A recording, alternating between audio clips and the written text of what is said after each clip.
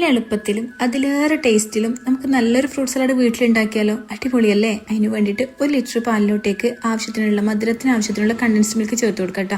ഇനി condensed milk ഇല്ലാന്നുണ്ടെങ്കിൽ sugar add ചെയ്ത് കൊടുത്താലും മതിയേ. എന്നിട്ട് 2 ടേബിൾ സ്പൂൺ അളവിൽ കസ്റ്റേർഡ് പൗഡറിലോട്ടേക്ക് വേണമെന്നുണ്ടെങ്കിൽ നമ്മളെ കയ്യിൽ ഉണ്ടെന്നുണ്ടെങ്കിൽ മാത്രം കാരമൽ കസ്റ്റേർഡും കൂടി ആഡ് ചെയ്ത് കുറച്ച് പാൽ ഒഴിച്ചിട്ട് ഇതുപോലെ ഒന്ന് മിക്സ് ആക്കി നമ്മൾ ചൂടാക്കാൻ വെച്ചിട്ടുള്ള പാലുണ്ടല്ലോ അതിലോട്ടേക്ക് ചേർത്ത് കൊടുക്കട്ടോ. ഇനി അതൊന്ന് നല്ലോണം മിക്സ് ചെയ്ത് കുറുക്കിയെടുക്കണം. ഈ ഒരു പാകത്തിലാകുമ്പോൾ ഞാൻ അടുപ്പൊന്ന് മാറ്റി വെച്ചിട്ടുണ്ട്. എന്നിട്ട് നമുക്ക് ഇതൊരു പാത്രത്തേക്ക് മാറ്റി വെച്ച് ആറാനായിട്ട് വെക്കാം കേട്ടോ. ഇനി നമുക്ക് വേണ്ടത് വേമിസെല്ലാണ്. അത് ഞാൻ വെള്ളത്തിലിട്ടിട്ട് ഒന്ന് വേവിച്ചെടുക്കുന്നുണ്ട്. വറുക്കാത്ത വേമിസെല്ല് എടുത്തു കേട്ടോ. ചെറുതായിട്ട് കട്ടാക്കി വെച്ചിട്ടുള്ള പൈനാപ്പിളിലോട്ടേക്ക് കുറച്ച് മധുരം ഇട്ടിട്ട് ഒന്ന് വറ്റിച്ചെടുക്കുക. പിന്നെ ഫ്രൂട്ട്സ് എല്ലാം ഞാനിവിടെ കട്ടാക്കി വെച്ചിട്ടുണ്ട്. നമ്മളടുത്ത് ഏതെല്ലാം ഫ്രൂട്ട്സ് ഉള്ളത് അതൊക്കെ എടുത്തോട്ടെ. ഞാനിവിടെ ആപ്പിള്, മുന്തിരി, പൊമഗ്രാനേറ്റ്, പഴം, നട്ട്സ്, പൈനാപ്പിള്, ഈത്തപ്പഴം, വേമിസെല്ലി അങ്ങനെയൊക്കെ ഇട്ടിട്ട് ഇതുപോലെ ഒരു സ്പൂൺ വെച്ചിട്ട് നല്ലോണം മിക്സ് ആക്കി കൊടുക്കാം കേട്ടോ.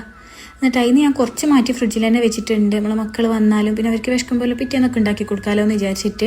ഇനി നമ്മൾ നേരത്തെ റെഡിയാക്കി വെച്ചിട്ടുള്ള കസ്റ്റർഡ് ഇത്രയും ടൈറ്റ് ആയിട്ടുണ്ട് കേട്ടോ. അതും കൂടി ഇട്ടിട്ട് നല്ലോണം മിക്സ് ആക്കി കൊടുക്കാം.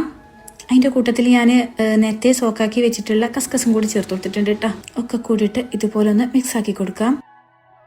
സെർവ് ചെയ്യുന്ന സമയത്ത് മേലെ ഒരു സ്കൂപ്പ് ഐസ്ക്രീമും ഇതുപോലെ റുവാബ്സ് ഒക്കെ ഉണ്ടെന്നുണ്ടെങ്കിൽ ഒഴിച്ചു കൊടുത്താൽ നമുക്ക് ഒരു ഐസ്ക്രീം പാർലർ ടേസ്റ്റും കൂടി കിട്ടും കേട്ടോ.